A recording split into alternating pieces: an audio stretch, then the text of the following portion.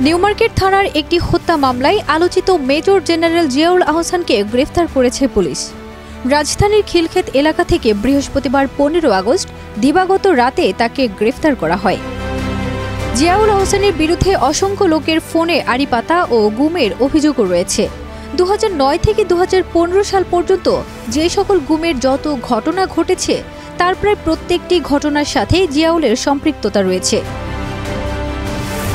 শুক্রবার ১৬ আগস্ট দুপুরে বিষয়টি নিশ্চিত করেছেন ডিএমপির অতিরিক্ত উপ-পুলিশ কমিশনার মোহাম্মদ ওবায়দুর রহমান।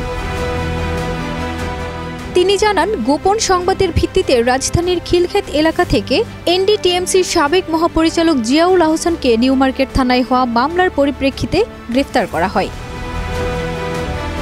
গত ৫ আগস্ট শেখ হাসিনা সরকার পতনের পরদিনই মেজর জেনারেল জিয়াউল আহসানকে সেনাবাহিনীর চাকরি থেকে অব্যাহতি দেওয়া হয়। ন্যাশনাল কমিউনিকেশন মনিটরিং সেন্টারের মহাপরিচালক থাকাকালীন তাকে চাকরি থেকে অব্যাহতি দেওয়া হয়।